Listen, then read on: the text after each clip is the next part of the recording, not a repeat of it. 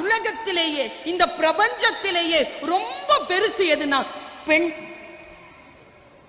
பெண்ணின் பெருந்தக்க யாவுல.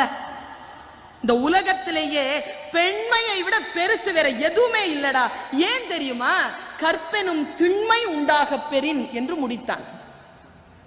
கற்பு என்கின்ற அந்த நிலை எத்தனையோ வார்த்தைகளை சொன்னாலும் கூட கற்பு என்பதற்கு முழுமையான அந்த மரபு சொல்லுக்கு முழுமையான விளக்கம் என்பது வள்ளுவனை போல வேறு யாருமே சொல்லவில்லை.